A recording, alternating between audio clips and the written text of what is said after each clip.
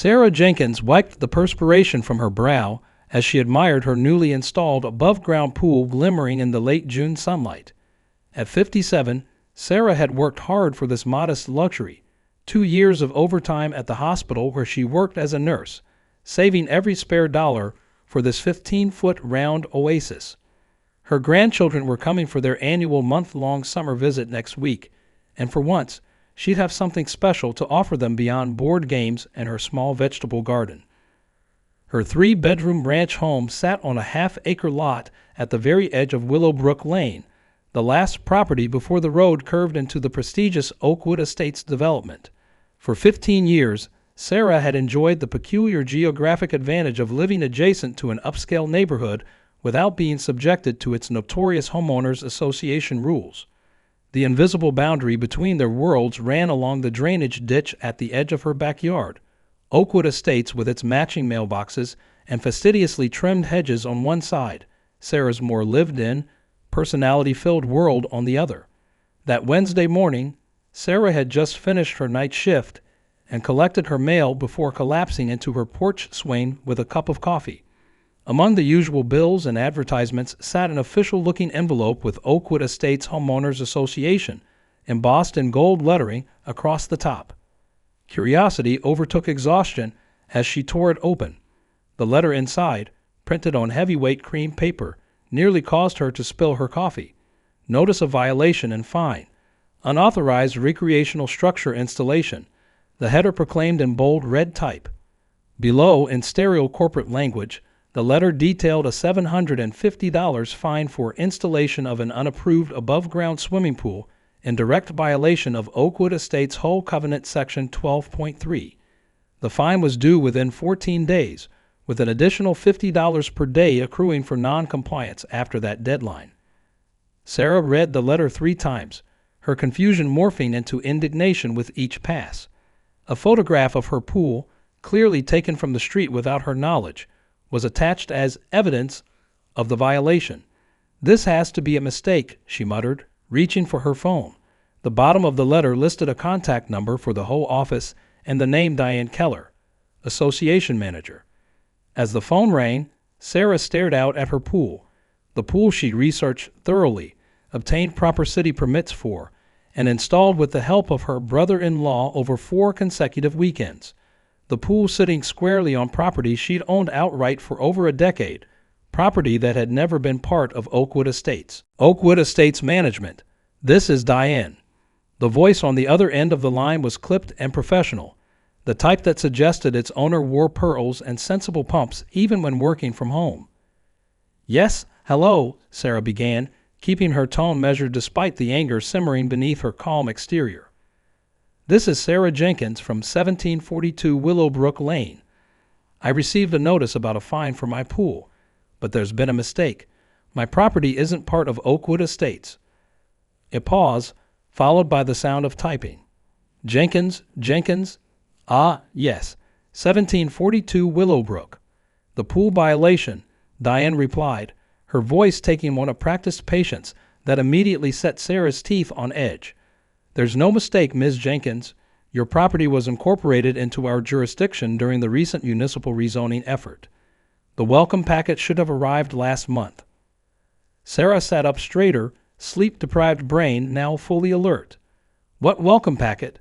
What rezoning? I've never received anything about this, and I assure you, my property has never been part of your HOA. "Well, the maps have been updated," Diane continued, undeterred.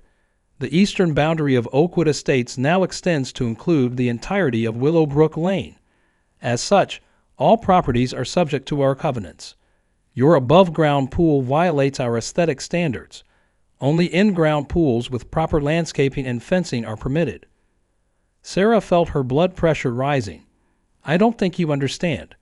I specifically bought this house because it was not in an HOA. I have my deed and property records right here." She didn't, but the documents were certainly somewhere in her filing cabinet, and I've received no legal notification about any boundary changes. Diane's sigh crackled through the phone speaker. "Ms. Jenkins, I understand this may be confusing for you, but the matter is quite settled. The fine stands. If you'd like to discuss your options for pool removal or replacement with an approved model, I can refer you to several contractors. Whoa. I'd like to see these new maps myself, Sarah interrupted, her patience waning. Another pause. Our office is open Monday through Thursday, 9 to 4, though I must warn you, coming in with a confrontational attitude will not help your situation. Sarah checked the kitchen clock. 9:17 a.m. I'll be there in 20 minutes, she said and hung up before Diane could respond. After changing out of her scrubs into jeans and a blouse, Sarah pulled her property deed from the filing cabinet, confirming what she already knew. Her lot was registered in Willowbrook subdivision, not Oakwood Estates. She photographed the relevant pages with her phone before driving the short distance to the HOA office, a small but immaculate building near the Oakwood Estates clubhouse. Inside, the air conditioning was cranked to an uncomfortable chill. The reception area featured uncomfortable-looking leather chairs and framed photographs of pristine homes receiving Yard of the Month recognition. A receptionist with aggressively highlighted hair glanced up from her computer. "I'm here to see Diane Keller," Sarah said. Moments later, Diane emerged, exactly as Sarah had pictured her, from the blonde bob to the strand of pearls to the beige pumps. She extended a manicured hand with a smile that didn't reach her eyes. "Ms. Jenkins, I presume. Let's talk in my office." Diane's office was minimalist and spotless, dominated by a large table where she unfurled a map marked with color-coded boundaries. "As you can see," she said, pointing to a red line that now encompassed Willowbrook Lane, the boundaries were redrawn last quarter. "These properties," she indicated Sarah's street, "are now within our purview." Sarah studied the map, noting the revision date in small print at the bottom. March 15, just 3 months ago. Who approved this rezoning? Because I never received legal notification, and I checked my deed before coming here. It clearly states my property is part of Willowbrook subdivision, not Oakwood Estates. Diane's smile tightened. The county commissioner's office, of course. All very above board. Now, regarding your pool. "I'd like to see the county approval documentation," Sarah interrupted. Something flashed in Diane's eyes. Annoyance, perhaps, or something more telling. "That wouldn't be in our office. You'd need to visit the county records department for that." She straightened her jacket. "Ms. Jenkins, many homeowners initially resist HOA oversight, but I assure you, our rules maintain property values for everyone. Your pool, while I'm sure it's lovely, simply doesn't meet our standards. Perhaps consider this an opportunity to upgrade to an in-ground model. I can recommend excellent contractors." Sarah noticed a stack of business cards on Diane's desk for Fleming luxury pools and landscapes. "I'm not interested in a new pool," Sarah said firmly. "I'm interested in understanding how my property was suddenly incorporated into an HOA without my knowledge or consent. Because frankly, that doesn't sound legal to me." Diane's smile vanished entirely. "The fine stands, Ms. Jenkins, due in 2 weeks. After that, we'll be forced to pursue other remedies, including property lands if necessary. Good day." As Sarah was escorted out, her nurse's intuition, the same that had helped her spot when patients were lying about taking their medication, was buzzing loudly. Something wasn't right, and she intended to find out what. The county records department occupied the basement level of a municipal building downtown, a fluorescent-lit labyrinth of filing cabinets and ancient computers. Unlike the pristine HOA office, this space smelled of old paper and coffee gone cold. Sarah approached the counter, where a balding man in his 60s was peering at a computer screen through reading glasses perched on the tip of his nose. "Can I help you?" he asked, not looking up immediately. "I hope so," Sarah replied, explaining her situation. "I need to see any documentation regarding rezoning that would have incorporated my property into the Oakwood Estates HOA jurisdiction." The man, whose nameplate read Frank Delgado, senior records clerk, removed his glasses and gave Sarah his full attention. "Oakwood trying to expand again, are they?" He shook his head. "You're the third person this month asking about this. Let me look into it." Frank's fingers moved with surprising dexterity over his keyboard. After several minutes of searching and muttering to himself, He turned the monitor so Sarah could see. Here's the latest approved zoning map for your area, updated last December. According to our records, he tapped the screen. Your property at 1742 Willowbrook is still registered as part of the original Willowbrook subdivision. There's been no approved rezoning to incorporate it into Oakwood Estates. Sarah felt a rush of vindication. What about any pending applications for rezoning? More typing. None filed, at least not through proper channels. Frank leaned forward, lowering his voice. Look, I've been here 32 years. I've seen HOAs try every trick in the book to expand their territories. More homes means more fees, more control. But they can't legally incorporate your property without a formal rezoning approval, which requires notifying all affected homeowners and a public comment period. So they're bluffing, Sarah said, the pieces falling into place. Wouldn't be the first time. Frank swiveled in his chair and pulled a thick folder from a nearby cabinet. See this? Complaints against Oakwood Estates HOA going back 5 years. Power-hungry board members, selective enforcement, questionable financial practices. Nothing that stuck legally, but still. He shrugged. You might want to check with your neighbors. If they're targeting you, they're probably targeting others.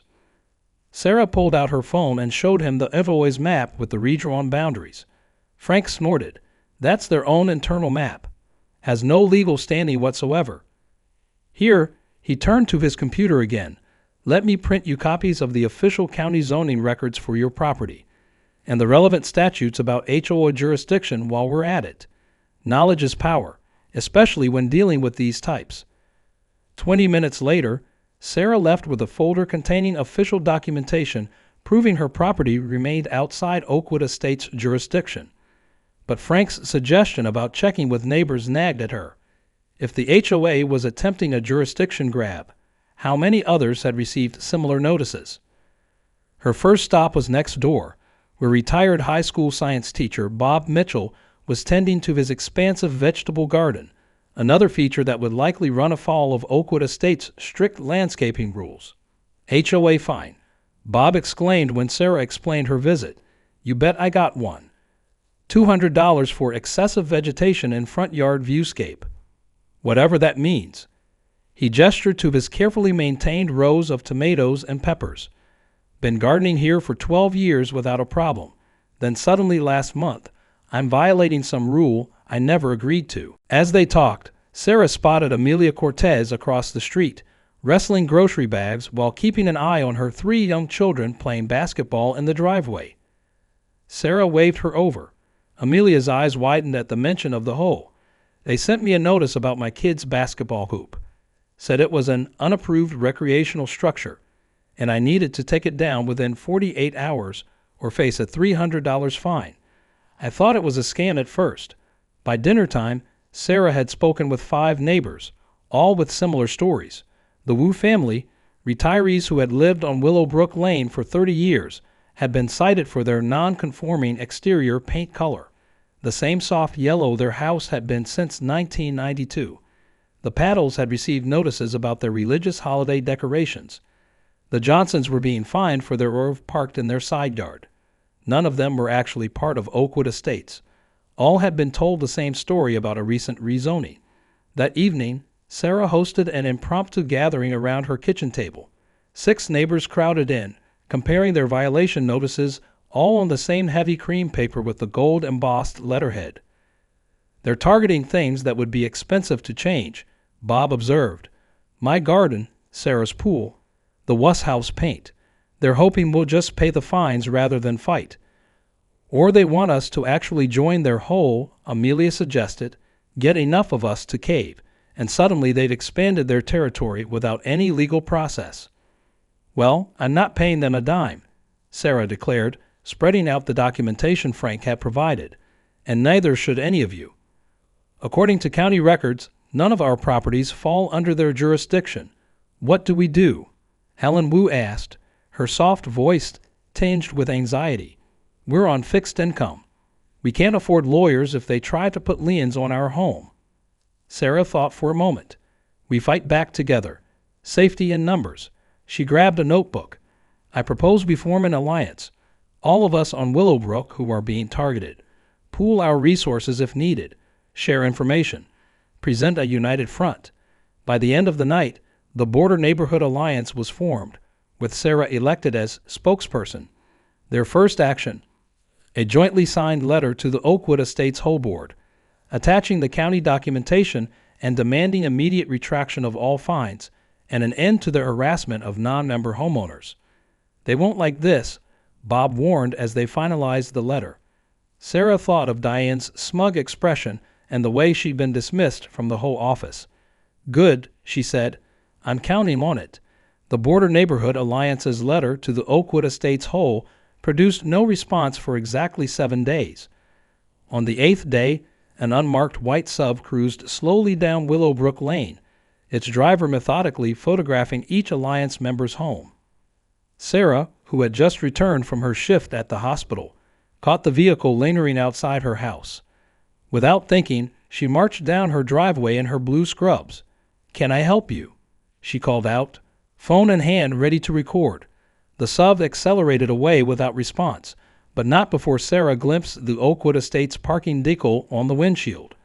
That afternoon, each Alliance member received an identical certified letter.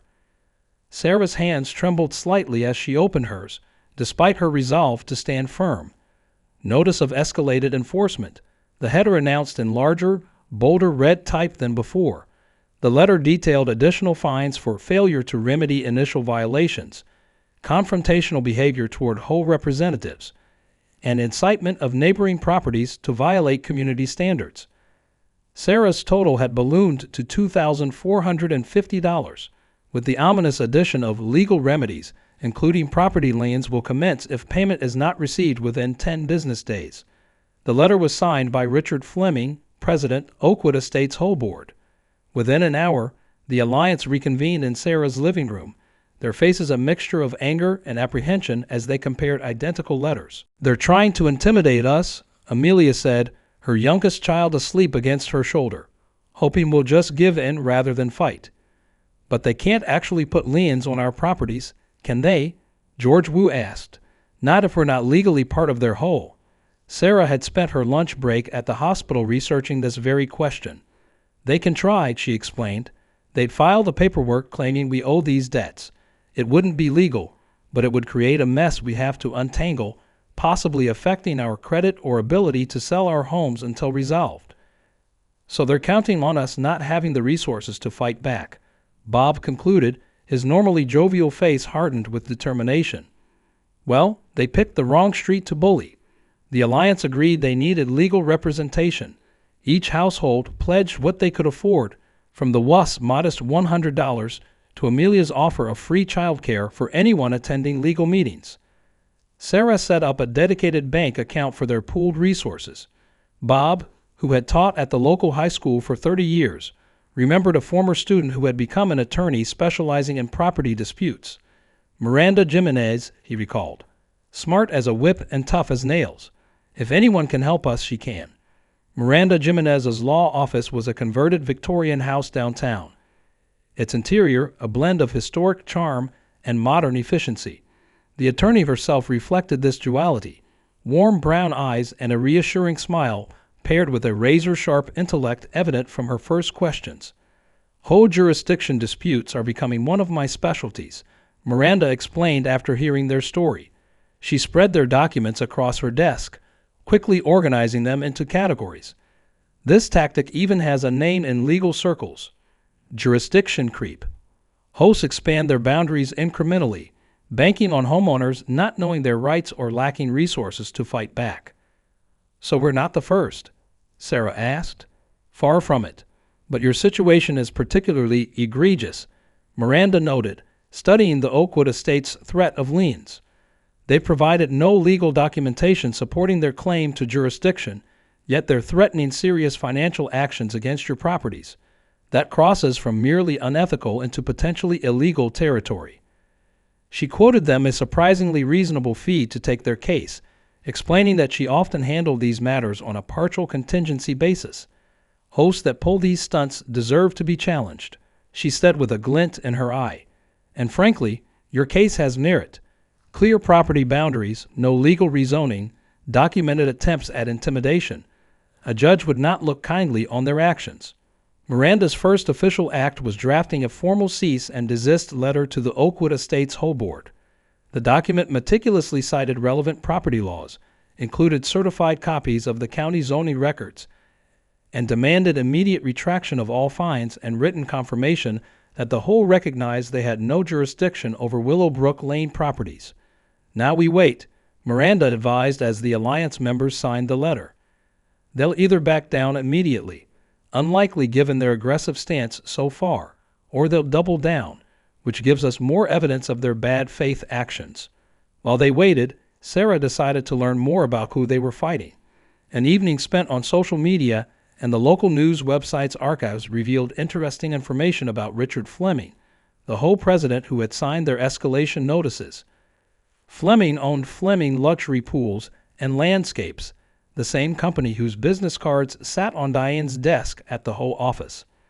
Further digging revealed that over the past 2 years, Fleming's company had installed 17 in-ground pools in Oakwood Estates, all after homeowners had been cited for various violations and encouraged to upgrade their properties with his services.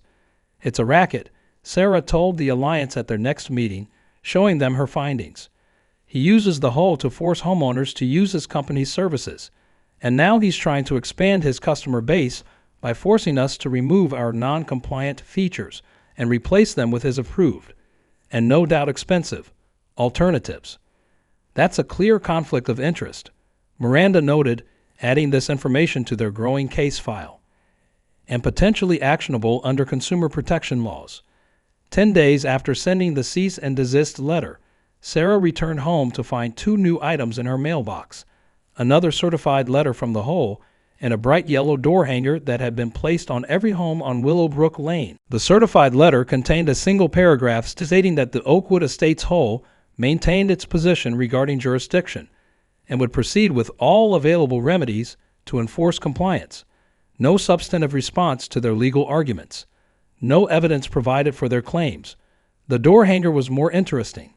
It announced a special Oakwood Estates Whole meeting the following Tuesday evening to discuss community boundaries and standards enforcement, noting that all affected residents are encouraged to attend.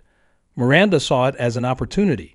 They're making this public, which means we can attend and present our case not just to the board, but to all Oakwood residents, many of whom might be sympathetic once they understand what their Whole is doing in their name. The Alliance spent the weekend preparing for the meeting, creating a simple but effective presentation of their case, complete with property maps, photographs of their homes before and after installing the features in question, and a timeline of the Whole's escalating threats. Remember, Miranda coached them during their final preparation. Stay calm, stick to facts, and appeal to the residents' sense of fairness. The board wants you to lose your temper so they can paint you as unreasonable troublemakers. Don't give them that satisfaction. As Tuesday evening approached, Sarah felt a familiar pre-shift adrenaline surge, the same sensation she experienced before particularly challenging hospital shifts. Only this time, she wasn't fighting to save a patient. She was fighting to save her home, her neighbors, and their right to live free from unauthorized control. The Oakwood Estates clubhouse gleamed under the setting sun, its manicured lawn and tasteful landscaping a testament to the thousands in monthly dues its residents paid to maintain their community's aesthetic standards. Sarah and the Alliance members arrived 15 minutes before the scheduled meeting time, dressed in their professional best, a united front of concerned homeowners rather than angry outsiders. Their arrival caused an immediate stir. Diane Keller, clipboard in hand near the entrance, visibly blanched at the sight of them approaching en masse. She intercepted them before they could enter the building. "This meeting is for Oakwood Estates residents only," she announced, her pearl necklace bobbing as she spoke. Miranda Jimenez stepped forward, extending her business card. "As stated on your own door hangers, this meeting concerns affected residents, which my clients certainly are. Additionally, as this is an open meeting of an incorporated association discussing matters of public record, restricting attendance would violate state sunshine laws." She smiled pleasantly. "Shall we go in?" Diane's mouth opened and closed without sound before she reluctantly stepped aside. Inside, the meeting room was arranged with military precision. Rows of chairs facing an elevated table where 5 board members sat reviewing papers. About 40 residents filled the seats, their conversations creating a low murmur that quieted as Sarah's group entered. Richard Fleming, distinguished, looking with silver hair and an expensive watch glinting under the recessed lighting, watched their entrance with narrowed eyes. The Alliance members took seats in the back row, Miranda between them with her briefcase balanced on her knees. Right on schedule, Fleming called the meeting to order with 3 sharp raps of his gavel. "Welcome to this special session of the Oakwood Estates Homeowners Association," he began, his voice carrying the practiced cadence of someone accustomed to being heard.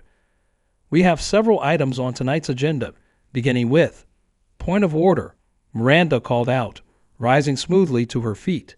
"Before the agenda proceeds, my clients would like to address the matter for which they were specifically invited via the distributed door hangers, namely, the HOA's claim of jurisdiction over their properties." A ripple of whispers spread through the room. Fleming's jaw tightened. "And you are?" "Miranda Jimenez, legal counsel representing the homeowners of Willowbrook Lane, whom your board has recently attempted to incorporate into your HOA jurisdiction through improper means." The whispers grew louder. Several residents turned in their seats to look at Sarah and her neighbors.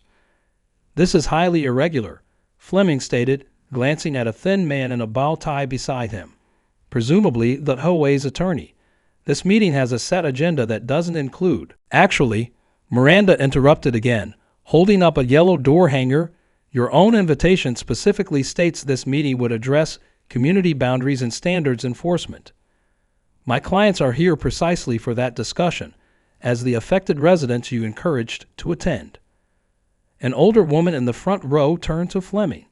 "Richard, what's this about? Are we expanding the HOA boundaries?"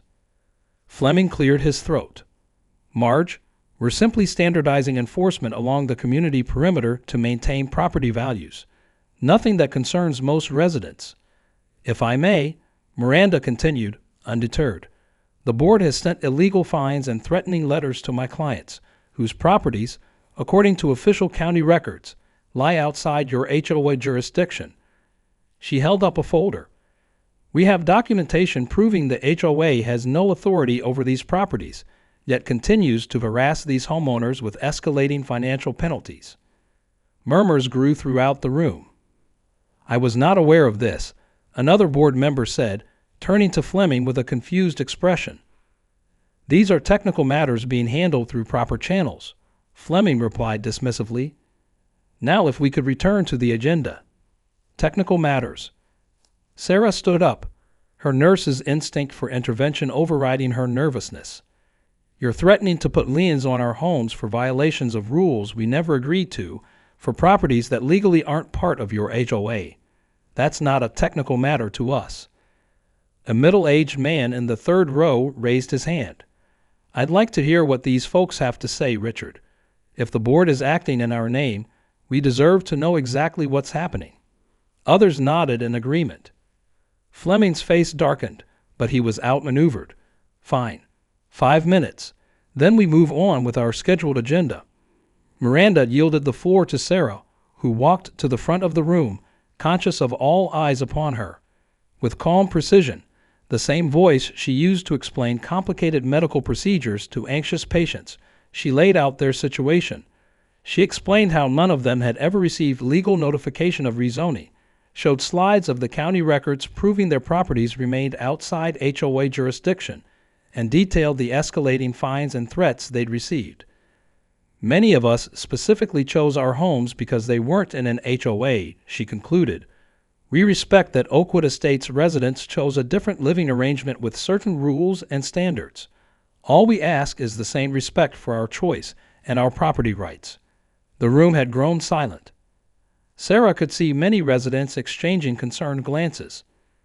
Bob Mitchell stepped forward next, explaining how his retirement vegetable garden, maintained for over a decade, had suddenly become grounds for hundreds in fines. The Wusts described their anxiety over potentially losing their home over paint color. Amelia, holding her youngest child, recounted the basketball hoop her children had played on for years, now being deemed an unauthorized structure. As the Alliance members spoke, the mood in the room shifted perceptibly. Even some board members were frowning, casting sideways glances at Fleming. Miranda took the floor for the final minute. To be absolutely clear, the HOA has no legal authority to fine or place liens on properties outside its jurisdiction. Attempting to do so could expose the association to significant legal liability that would ultimately fall on all members, not just the board. A hand shot up from the middle of the resident section. "I have a question for President Fleming." The speaker was a sharp-featured woman in her 60s. "Is it true that your pool company has been recommended to these homeowners as the solution to their violations?" The room grew tense. Fleming's expression hardened. "My business activities are separate from my board duties, Janet, as I've disclosed in every annual report." "But is it true?" Janet persisted. Before Fleming could answer, another resident stood up. "I used Fleming Pools last year after being cited for my unauthorized water feature. The board said it was the only pre-approved vendor for the replacement. Cost me $17,000. Others began nodding and murmuring similar experiences. Fleming banged his gavel repeatedly. "This meeting is about boundary enforcement, not my private business. I've always recused myself from votes involving my company's work." "But you signed the violation notices," Sarah pointed out. "The same violations that lead homeowners to need your company's services." The room erupted in overlapping conversations. Fleming banged his gavel furiously, but the meeting had slipped beyond his control. Miranda discreetly nodded toward the back of the room, where two individuals had slipped in during the commotion. A woman and a man with a professional camera, both wearing press badges from the local newspaper. "This meeting is adjourned," Fleming announced, standing abruptly. "We'll reconvene at a later date to discuss these allegations through proper channels." As residents stood in confusion, many approached Sarah and the Alliance members, expressing concern about the board's actions and offering support. Miranda exchanged business cards with several Oakwood homeowners who wanted to share their own experiences with questionable enforcement practices. Outside in the parking lot, the reporter approached them, introducing herself as Valerie Chen from the Meadowbrook Gazette. "I received an anonymous tip about tonight's meeting," she explained, notebook in hand. "I'm doing a series on HOA overreach in our county. Would you all be willing to go on record about what's happening here?" Sarah glanced at Miranda, who gave a subtle nod. "Absolutely," Sarah replied. "We have nothing to hide, unlike the Oakwood Estates Board." The Meadowbrook Gazette's front page headlined the following Sunday read, "Boundary Dispute. Local HOA attempts to expand territory without legal authority." The article detailed the Border Neighborhood Alliance's situation, complete with quotes from Sarah and her neighbors, copies of the threatening letters they'd received, and the county documentation proving their properties were not legally within Oakwood Estates' jurisdiction. Most damaging was the sidebar feature titled Pool Politics, which outlined Richard Fleming's dual role as HOA president and owner of the pool company that stood to profit from compliance with the very rules he enforced. Several Oakwood residents were quoted anonymously, describing how they'd been pressured to use Fleming's services after receiving violation notices. The story spread quickly beyond the local paper. Regional news picked it up, then a popular real estate blog, followed by a consumer advocacy website. By Wednesday, hashtag #HOAoverreach was trending on social media, with homeowners across the country sharing similar experiences. The Alliance members awoke Thursday morning to find official-looking envelopes in their mailboxes again. But these weren't violation notices. These contained property line notifications filed by the Oakwood Estates HOA for unpaid association debts. Despite the pending dispute and Miranda's cease and desist letter, the HOA had escalated to legal action. "This is exactly what we didn't want," Helen Woosted, her voice shaking as the Alliance gathered in Sarah's living room that evening. "What if we can't sell our home now or refinance?" Miranda, who'd arrived with an armful of legal binders, remained calm. "This is actually good news for our case. They've now taken a concrete legal action that we can directly challenge, and they've done it with full knowledge that their claim of jurisdiction is disputed. That's not just aggressive. It's potentially illegal. She pulled out her laptop. I've already drafted our response, an emergency petition to the circuit court to invalidate these liens, with a request for sanctions against the HOA for filing known invalid claims. Her eyes gleamed with the intensity of a litigator who'd spotted blood in the water. They've overplayed their hand, and they're about to regret it. The following Tuesday, Miranda's petition was heard in Judge Eleanor Watkins' courtroom. The HOA was represented by Thomas Littlefield, a thin man with a bow tie who'd been sitting beside Fleming at the meeting. He appeared startled by the speed with which the case had come before a judge. Your Honor, the Oakwood Estates HOA has simply taken standard enforcement actions against properties within its boundaries, Littlefield began. If these homeowners wish to dispute their inclusion in the association, there are administrative procedures for.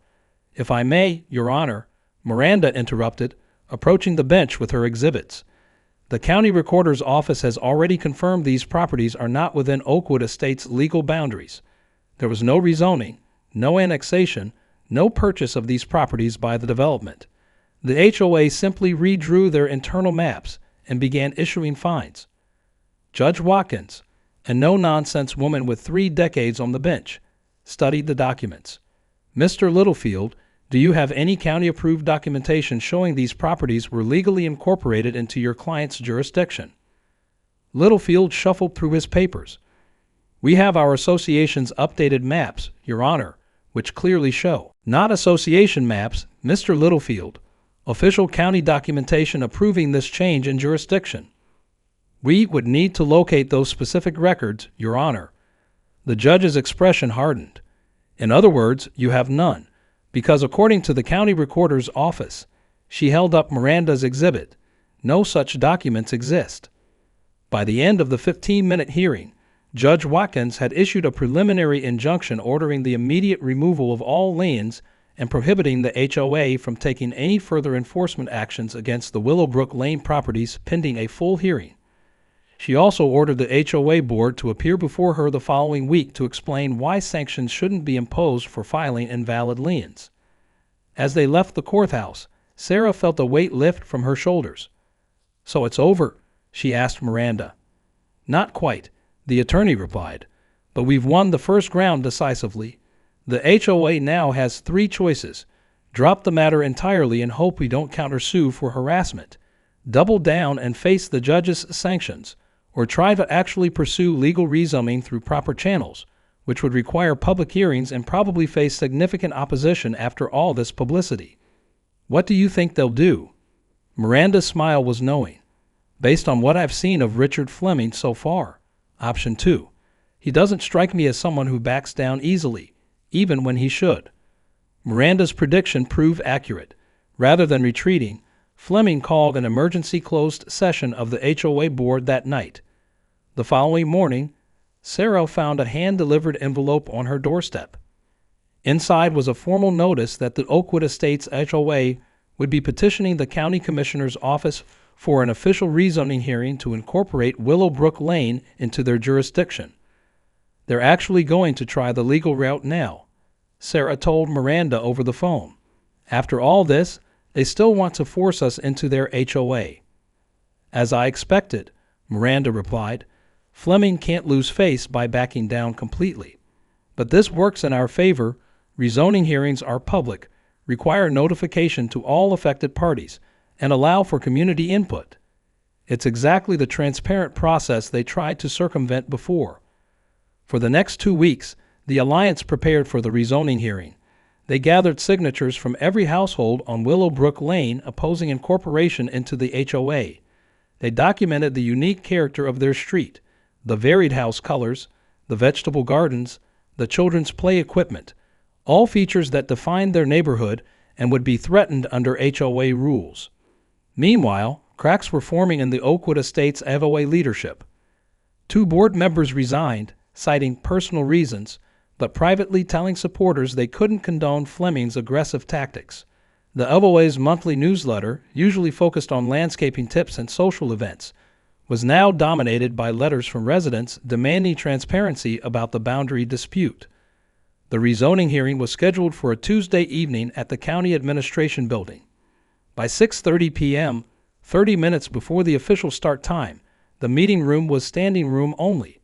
Every Willowbrook Lane resident was present, wearing matching navy blue T-shirts Bob Mitchell's daughter had designed with Border Neighborhood Alliance printed across the front.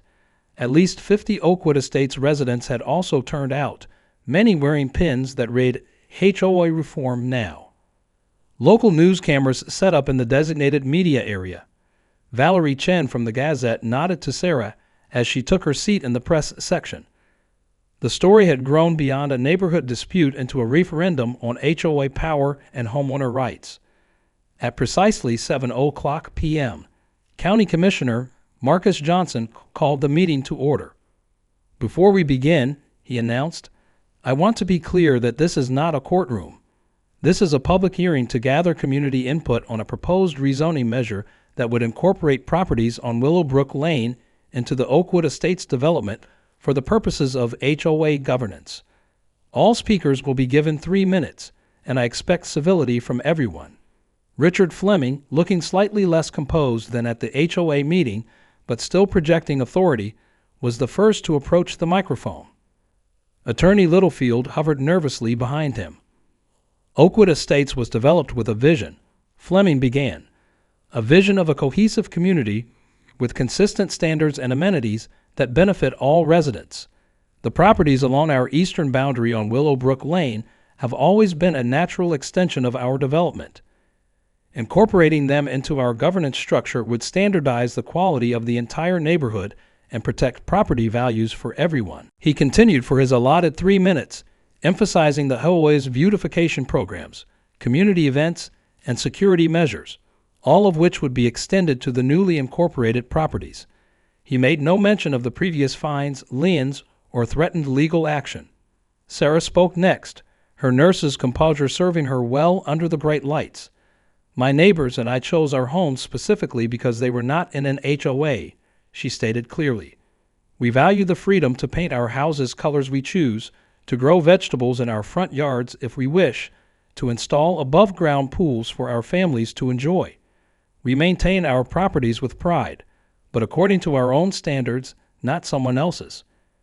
She held up a petition. "Every single household on Willowbrook Lane has signed this document opposing incorporation into the Oakwood Estates HOA. We are not asking for anything except to be left alone to enjoy our properties as we have for years, some of us for decades."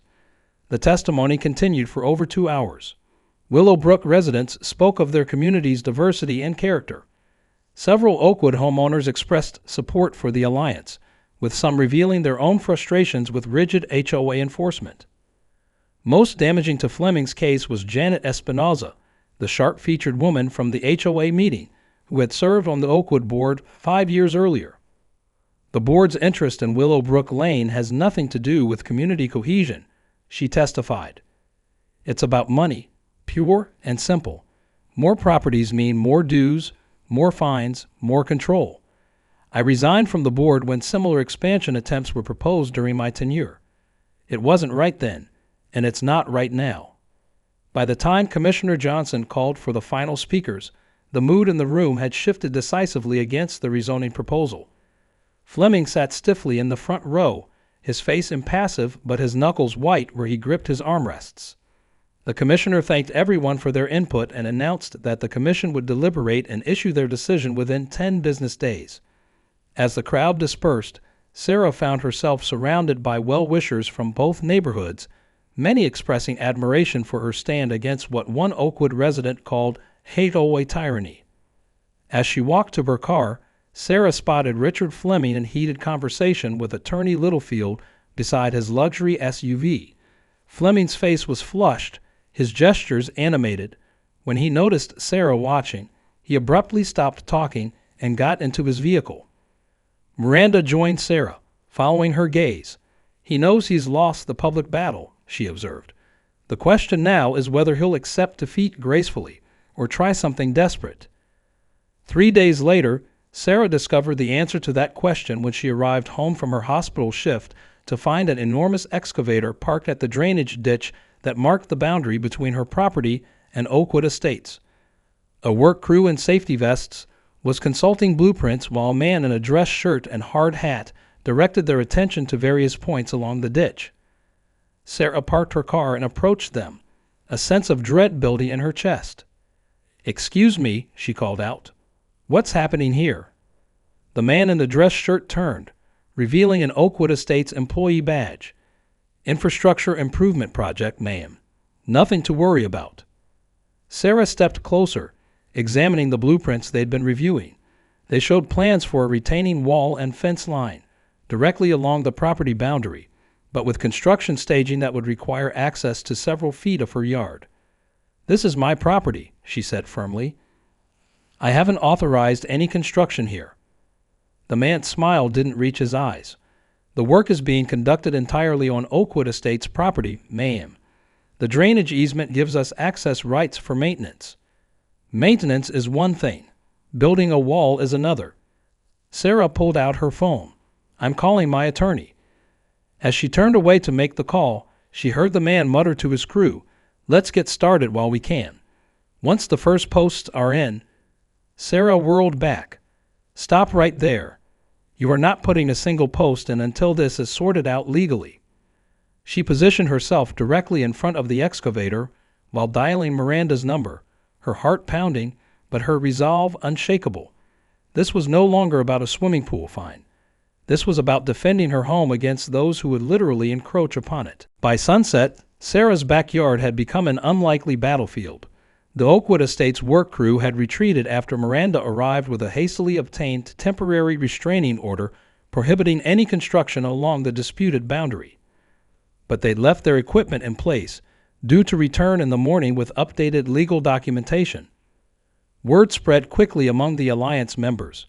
By 7 p.m., nearly every Willowbrook resident had gathered on Sarah's lawn, bringing folding chairs, thermoses of coffee, and even a portable fire pit.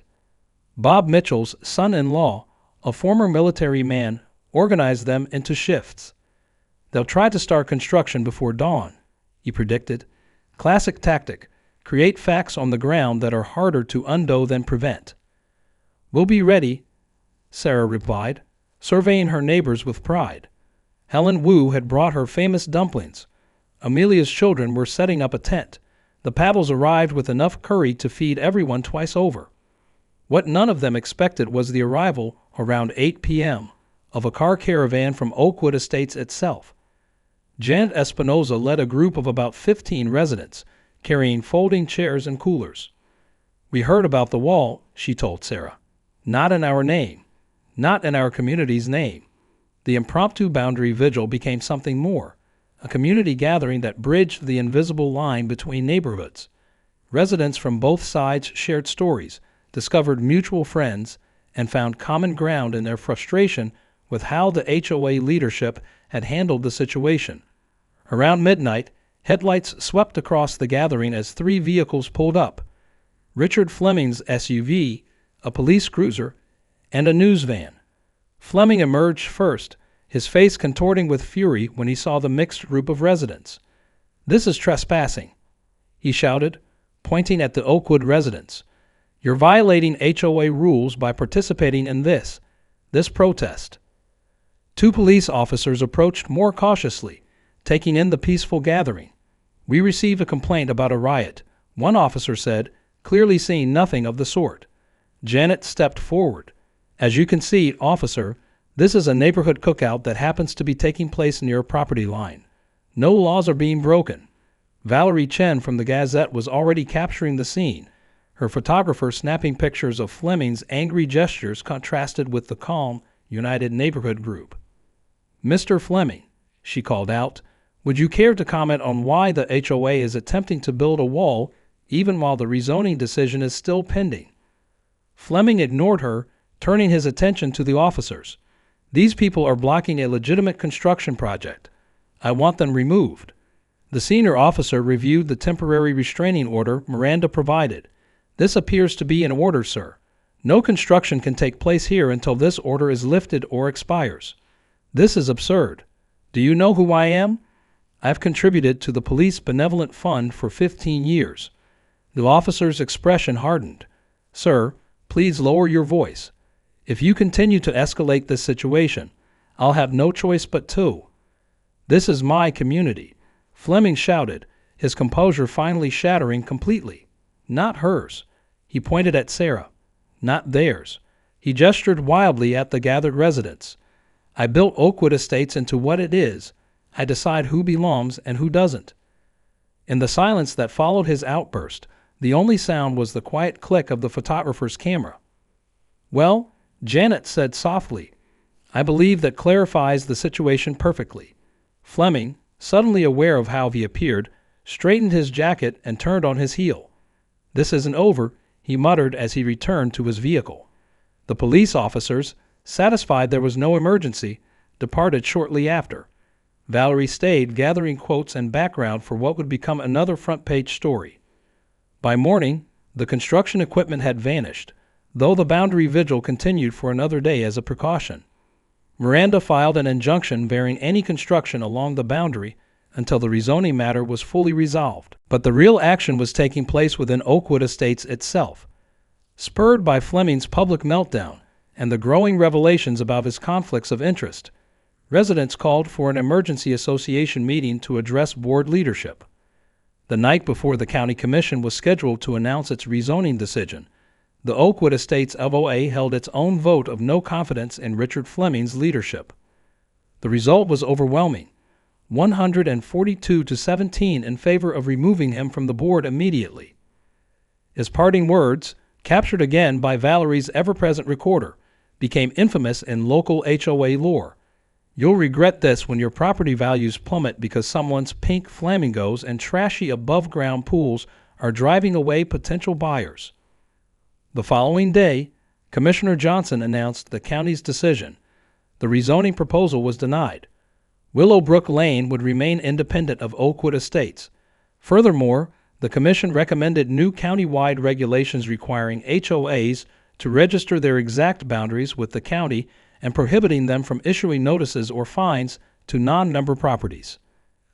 A subdued Thomas Littlefield, now representing the interim Oakwood Estates board leadership, approached Sarah and Miranda after the announcement.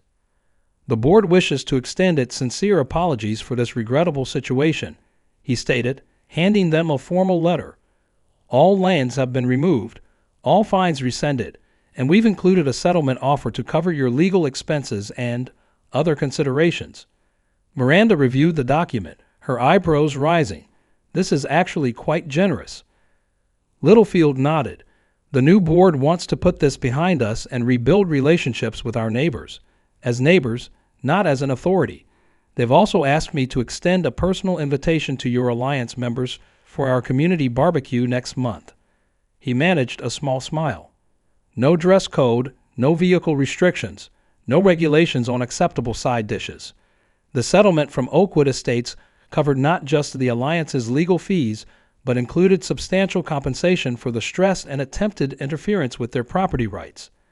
Sarah's share was enough to upgrade her above-ground pool with a proper deck, a heating system, and a safety fence that exceeded all county codes, while remaining blissfully non-compliant with Oakwood Estates' aesthetic standards. The remaining funds were used to establish the Homeowners' Rights Fund, a nonprofit that provided legal assistance to other homeowners facing HOA overreach. Miranda Jimenez agreed to serve as their legal advisor pro bono, having gained something of a reputation as the HOA Slayer following their victory. The county commission made good on its promise, passing an ordinance that required all HOAs to register their exact boundaries with the county recorder's office and explicitly prohibited them from attempting to enforce their rules on non-member properties. Several neighboring counties soon enacted similar measures, and a state legislator began drafting a bill to make such protections statewide. Richard Fleming's pool business suffered after his conflicts of interest became public knowledge.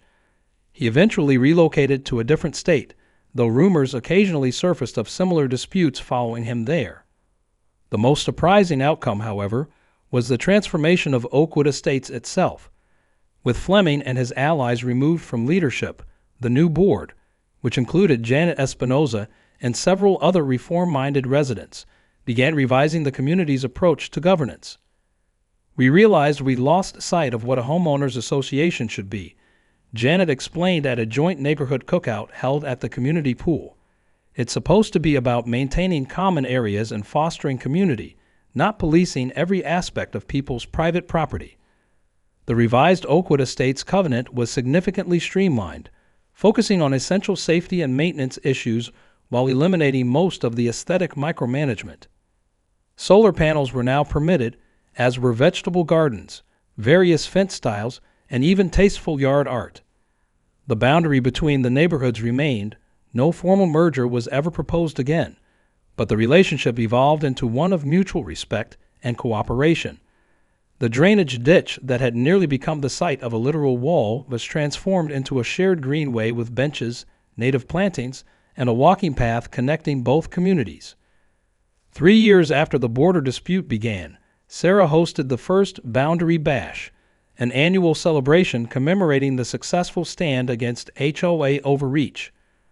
Her pool, now the centerpiece of a beautifully landscaped backyard that would have horrified the old Oakwood Estates leadership but drew compliments from the new board, became the gathering place for residents from both neighborhoods. As children from Willowbrook and Oakwood splashed together in the once controversial pool, Janet raised a toast to Sarah. To the woman who taught us all that good fences don't necessarily make good neighbors. Sometimes you need to tear down the fences to build a true community. Sarah smiled, watching her grandchildren playing with kids from across the former boundary line. I just wanted to keep my pool, she said with a laugh. But I ended up with something better. The reminder that when ordinary people stand together, we can defend our homes, our rights, and our choices about how to live. The story of the Great HOA Pool Rebellion, as it came to be known locally, found its way into property law textbooks and homeowner rights websites. Sarah occasionally received emails from homeowners around the country facing similar situations, seeking advice on how to stand their ground.